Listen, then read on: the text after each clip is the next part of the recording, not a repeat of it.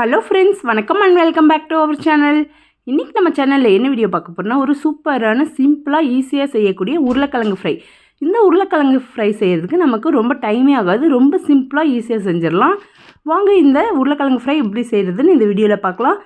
இந்த வீடியோ உங்களுக்கு பிடிச்சிருந்தா நம்ம சேனல் இப்போ தான் புதுசாக பார்க்குறீங்கன்னா நம்ம சேனலை லைக் பண்ணுங்கள், ஷேர் பண்ணுங்கள், சப்ஸ்கிரைப் பண்ணுங்கள். அப்படியே பக்கத்தில் இருக்கிற பெல் பட்டனையும் கிளிக் பண்ணுங்கள். நம்ம வீடியோஸ் எல்லாமே உங்களுக்கு உடனே நோட்டிஃபிகேஷனாக வந்துடும். வாங்க வீடியோக்குள்ளே போகலாம்.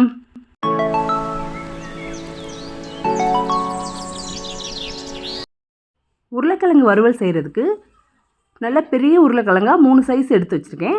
2 முறை கழுவிட்டு இந்த மாதிரி தோலோட ரவுண்டாக கட் பண்ணி தண்ணிக்குள்ளே சேர்த்துக்கலாம்.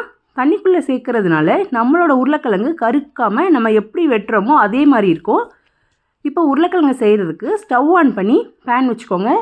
பேனில் எண்ணெய் சேர்த்துக்கலாம். 2 டேபிள் ஸ்பூன் அளவுக்கு எண்ணெய் சேர்த்துருக்கேன். எண்ணெய் சூடான உடனே 1/4 ஸ்பூனோட குறைவாக கடுகு, 1/4 ஸ்பூன் அளவுக்கு கடலைப்பருப்பு, 1/4 ஸ்பூன் உளுந்தம்பருப்பு, 2 தோலோடு இருக்கிற பூண்டை இடித்து சேர்த்துருக்கேன். ஒரு இதுக்கு கருவேப்பிலை சேர்த்துட்டு நம்ம வெட்டி வச்சுருக்கிற உருளைக்கிழங்கு எல்லாம் சேர்த்துக்கலாம். சேர்த்துட்டு உருளைக்கிழங்குக்கு தேவையான அளவு உப்பு சேர்த்துக்கலாம்.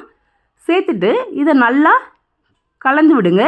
உருளைக்கிழங்கு நல்லா எல்லா பக்கமும் எண்ணெய் உப்பு எல்லாமே பிடிக்கிற மாதிரி நல்லா கலந்து விட்டுக்கலாம். இந்த ஸ்டேஜில் அடுப்போட தீயை ஹை ஃப்ளேமில் வச்சுக்கோங்க. ஒரு 3 நிமிஷம் மட்டும் ஹை ஃப்ளேமில் வச்சிங்கன்னா உருளைக்கிழங்கு கொஞ்சம் சீக்கிரமாக வெந்து வரும். அதுக்கப்புறமா நம்ம சிம்மில் வச்சுக்கலாம். சிம்மில் வச்சுட்டு வீட்டில் அரைச்ச குழம்பு மிளகாத்தூள் 3 டேபிள் ஸ்பூன் சேர்த்துருக்கேன். 1 சிட்டிகை மஞ்சத்தூள் எல்லாம் சேர்த்துட்டு இந்த மிளகாத்தூள் மஞ்சத்தூள் எல்லாமே நம்ம காய்களோட நல்லா மிக்ஸ் ஆகி வர மாதிரி நல்லா கலந்து விட்டுக்கலாம். பாருங்கள், இந்த மாதிரி கலந்து விட்டுக்கோங்க. கலந்து விட்டுட்டு ஒரு 2 நிமிஷத்துக்கு அப்புறமா இந்த மாதிரி ஒரு குட்டி பவுலில் இவ்வளோ தண்ணி அளவுக்கு நான் சேர்க்குறேன். ஏன்னா நம்ம உருளைக்கிழங்கு பெரிய சைஸாக போட்டிருக்கிறதுனால தண்ணி தேவைப்படும் கண்டிப்பாக வேகிறதுக்கு. அப்போ தான் சாஃப்டாக நல்லா சூப்பராக வரும். நம்ம நிறைய எண்ணெய் சேர்த்து செஞ்சோன்னா நமக்கு தண்ணி தேவையே கிடையாது.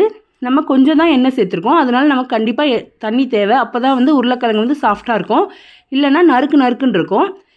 தண்ணி சேர்த்துட்டு மூடி வச்சிங்கன்னா ஈவனாக சூப்பராக வெந்து வந்துடும் ஒரு 10 நிமிஷத்துக்குள்ளே. பாருங்கள், நல்லா வெந்து வந்துருச்சு. அவ்வளோதான், நம்மளோட உருளைக்கிழங்கு ரொம்ப சுலபமாக ஈஸியாக செஞ்சிடலாம். கண்டிப்பாக நீங்களும் உங்கள் வீட்டில் இதே முறையில் ட்ரை பண்ணி பாருங்கள். இந்த வீடியோ உங்களுக்கு பிடிச்சிருந்தா உங்கள் ஃப்ரெண்ட்ஸ் அண்ட் ஃபேமிலிக்கும் ஷேர் பண்ணுங்கள். தேங்க்ஸ் ஃபார் வாட்சிங்.